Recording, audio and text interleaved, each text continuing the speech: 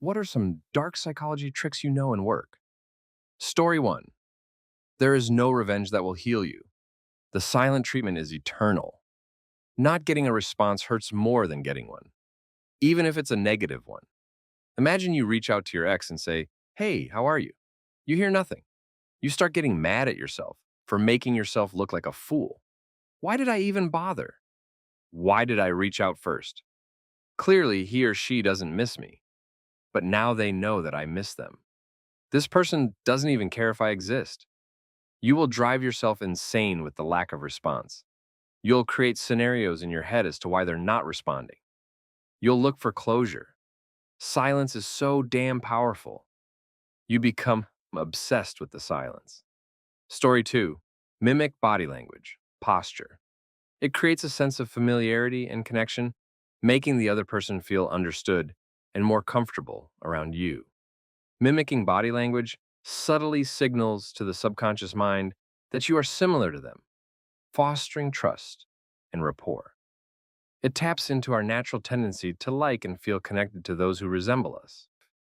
When a man is paying attention and sees me leaning back when he leans in, I feel a lot better in his presence if he starts keeping his distance.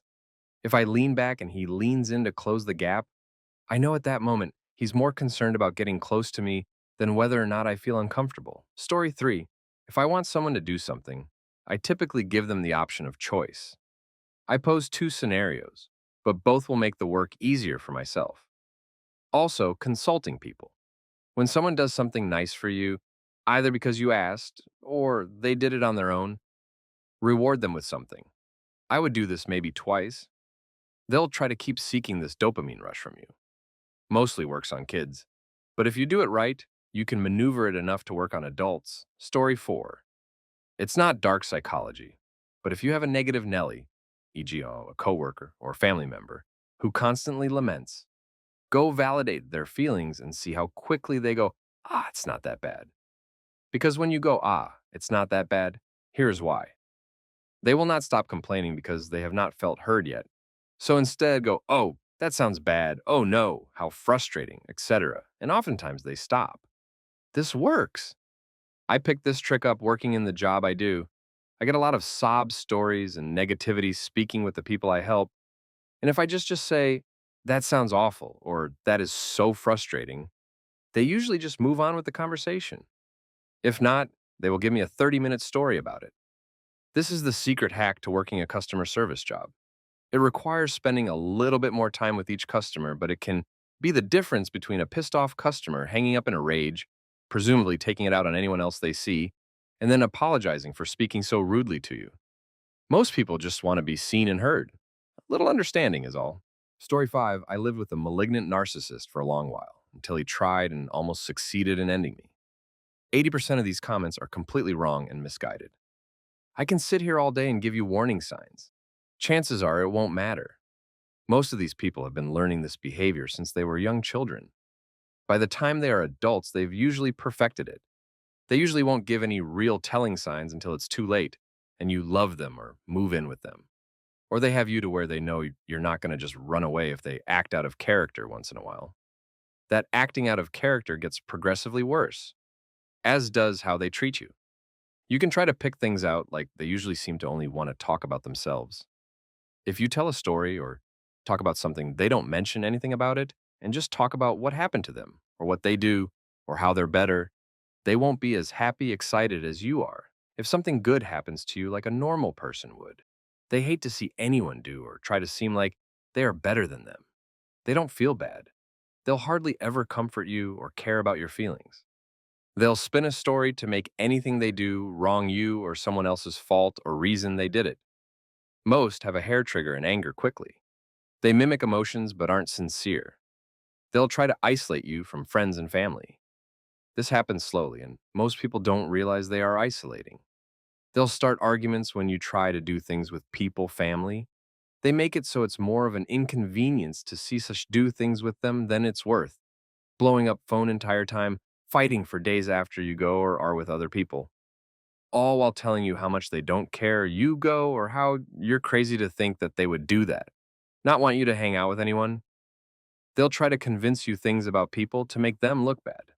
Story 6. Not sure of the psychology behind it or why it worked so well, but was online dating and decided just to make the craziest profile I could come up with.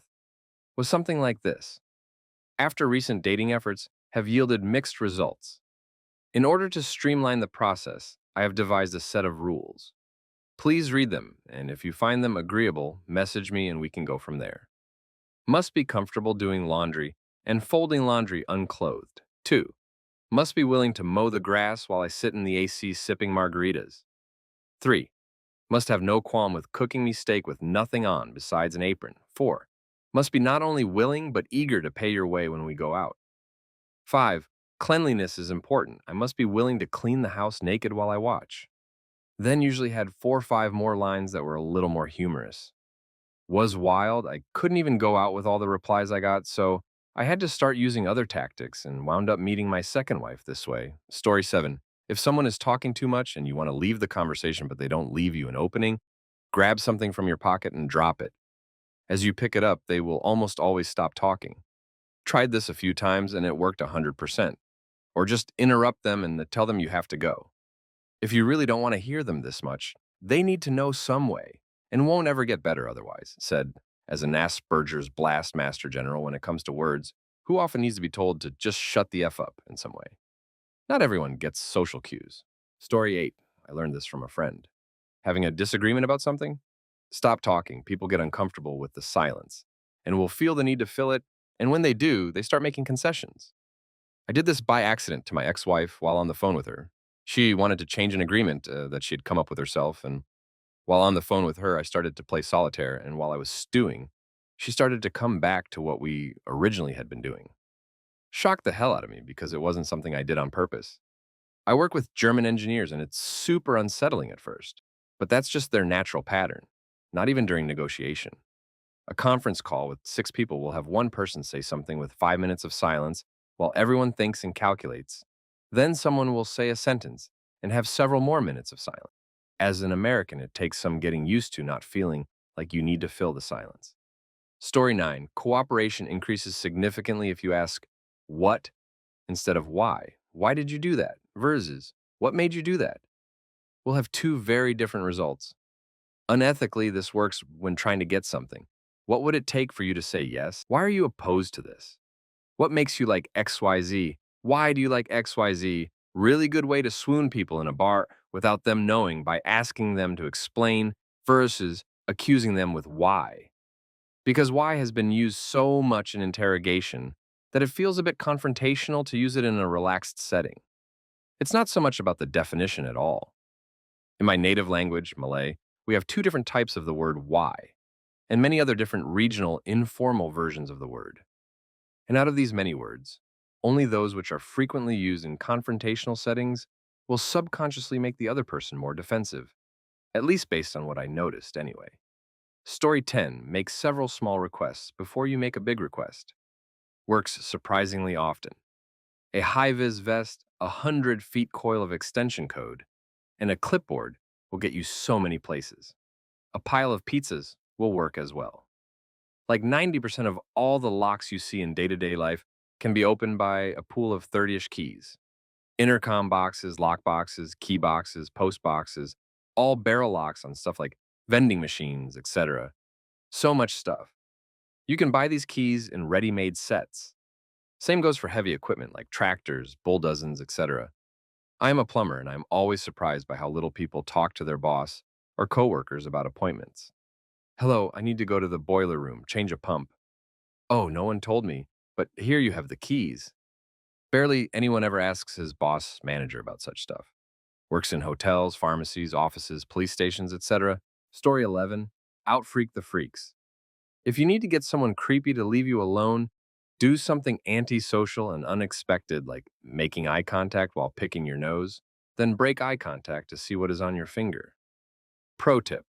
Make sure nobody has their phone out to record you. A friend used to have a creepy late-night commute. She was pretty and some weirdo would always try to engage her. She started carrying a Bible and would use a highlighter to mark passages and mutter softly to herself. She freaked out. Story 12. Intermittent reward.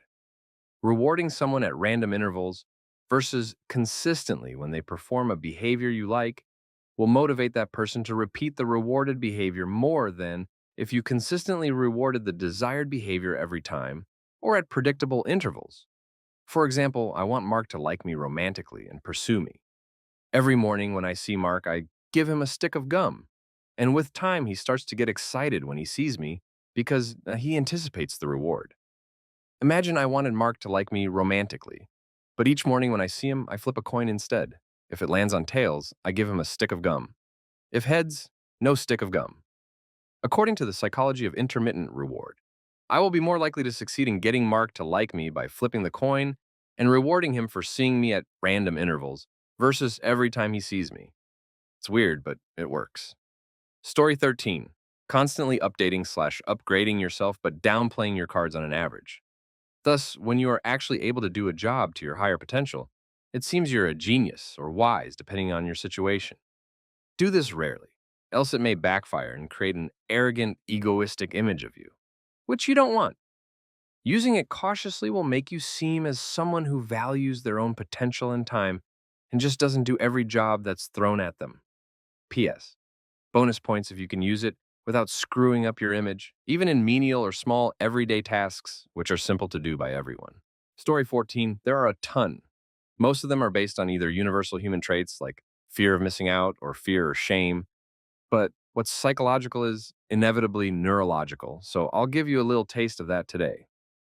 The best way to describe some is to use a real world example. I'll take something I studied for a book I did not finish writing: casino slot machines. Ever seen a sea of people pressing that button for the machine? If they are over a certain age, and they've been there a while, they are probably wearing a diaper. Why not get up and go to the bathroom? Sure, part of it may be that they want to stay on that particular machine, okay, but then why do so many elderly people die in front of slots? They could not even notice they're having a heart attack. You might not even notice. Casinos call it being in the zone, and it is a hypnotic state somewhat similar to the one small children and some adults get into when they are playing certain games on their iPad and don't know what's going on around them. Story 15. Push-pull in relationships. Variable intermittent reinforcement is the most powerful reinforcement schedule. It causes extreme obsession, but it will really mess people up. Be nice to people. Love bombing discard cycle. Classic BPD behavior: hook you via support and overwhelming affection, compassion. Make you feel special. Teach you to trust them to be there for you. Then start being indifferent or even cruel.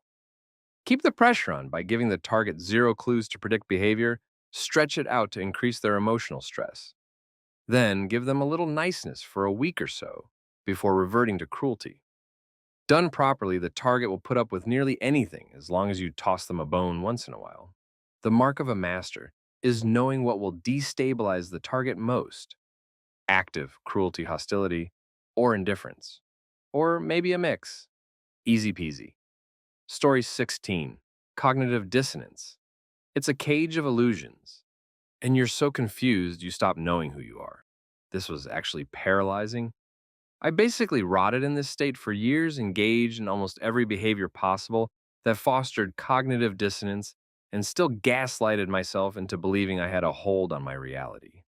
Even when I was made aware of the condition, actually through the name of a song, and realized I was living in it, it still took an extreme shift in my social life, environment. Basically, everything had to change in my life for me to break this cycle. Still blows my mind how far gone I was, but that made snapping back feel even better. Story 17. Push-pull. Every person does this in some capacity. Give less energy that you receive to create sunken cost fallacy. Goal is to catch another person in a push and give them a double pull. Intermittent reinforcement. Gifting flowers 4 to 8 times a month in random intervals. Anticipation alone is much more important than the flowers themselves. Same can be done with texting, calling, etc. For example, respond to the text in a random time frame, between a minute to a couple of hours. Controlled ghosting. Cause targeted withdrawal symptoms in a target.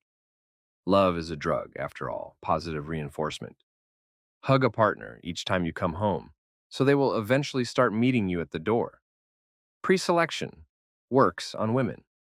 Use other women to increase your own value. Men surrounded by women are viewed more positively than men who are not. Smokescreen.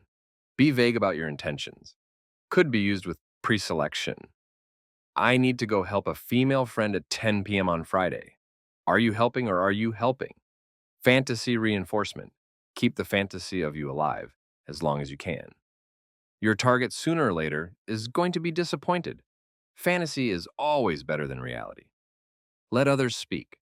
The more someone talks, the better they view you. Plus, they may reveal weak points. Story 18, preying on people's tendency to scapegoat people who are different. Not only does it usually fail to aim the ire at the true cause of distress, it also seems to require trying to impress some narc leader with an arbitrary standard of who's loyal to their people, namely them. It takes a certain level of integrity and courage to judge humans on their own merits. But most of us are sheep. We're waiting to be led in groups like herds. And as soon as we break up into herds, that's when the trouble starts. Powerful leaders find a way to include everyone. Petty people need to lead and will be divided into teams accordingly. Story 19. I'm personally able to gaslight a coworker who complained about my perfume but doesn't give a crap that she smells like an ashtray. Sorry, Joyce, we're gonna learn. Edit. I have to add that I've used this perfume, roll-on, not spray, at least twice a month for the last year, where she has been close to me, within smelling distance. She said today that, following behind me. The smell smacked her in the face. I did this once. A nasty coworker lost her mind because I had opened a nail polish to fix a chipped nail. It was just one swipe of polish. But you'd thought I tried to gas her. She freaked out at our supervisor that I must have opened nail polish at my desk, and I was like, I don't smell anything. Are you okay? You might need to go to the doctor. Story 20, understanding people's emotional trigger words. Most people just kind of float through life, so they are sensitive to specific words. For example, if I say Trump, it just automatically triggers some people and makes them want to say something or get angry or get emotional or just triggers their amygdala. Knowing how and when to use this, you can manipulate people and take advantage of them, putting them in a state of mind where they can't think properly and their logic circuits are screwed. Story 21, sleep deprivation is powerful. Sound pollution and light pollution, actually, for sleep deprivation or just because it's disconcerting and making someone somehow unable to eat enough. Like someone used to make the kitchen a totally inhospitable place for me to be, flew into a terrifying rage every time I entered the room. People will wonder why they're losing weight and think they're on hard drugs. It will destroy their life. If it's a woman with kids, they'll stop seeing her in a motherly way because she'll hardly ever get to cook for them and it hurts her relationship with them, etc. It's a big deal. Make the kitchen hospitable for a woman and you screw her good. Make the bathroom inhospitable, keep it occupied, hide the toilet paper, throw a fit, and lock them outside so they end up having to go in the yard and feel dehumanized. This was also done to me. It's powerful. I got UTIs and dehydrated myself, ended up at the ER being treated like a drug addict, just oh my God. Story 22. If someone is making fun of or harassing you and you want to make them feel insecure, this often works. Pretend you either don't understand or can't quite hear them. Sorry, I don't understand. Can you repeat that? The goal really is just to make them repeat themselves, making them seem ridiculous as they have to repeat the joke. Story 23. Convince people something outlandish and false is true. Nothing meant, but one of my favorites is to tell people the fun fact that you can't grow beards in space. 2. I also read to get out of altercations with people. If someone is getting really hot-headed, you say something ridiculous like, the restaurant only sells soup when it's raining. I was told this is disarming because the brain basically needs to reset to understand what you said and will diffuse the situation. I like to do this for laughs as well. My favorite is when I convince my adult family that the predator became president of the Philippines. Yep, not the actual predator, but the guy who played him in the movies. When PPLs say something out of context within the conversation/argument, I'll say, well, I had a hamster in 4th grade. Then they say, what? And I say, oh, I thought we were talking about crap that didn't matter. Story 24, ignoring them. Not laughing, just silence. especially after a joke or if they're trying to F with you. Move things around, and when they accuse you of it, act like you didn't do it. Learn what makes them feel good, and don't fall for it. I have a coworker that likes attention and will come in early and tell everyone about her day. She's all chirpy about it. But she's a cow, so I look at her, no excitement in my eyes, and look away. Let controlling people do what they want. If they want to do your job, let them. Move on with your life and go socialize. It'll kill them inside that they can't control you. I can't think of any others right now. Story 25. I started a psychological trick in college that I call replicate and exaggerate. If someone has a behavior, habit, mannerism that rubs you the wrong way, copy them exactly, but with exaggerated flair. Keep it up long enough and you will help them gain awareness of their behavior. And in the best case scenario, they will cease it. A friend during college liked to put her hands on her hips and tell others what to do. So I replicated the body language and then slapped my elbows and bawled like a chicken. After a few replications, she improved how she addressed the group. Side note, use with caution.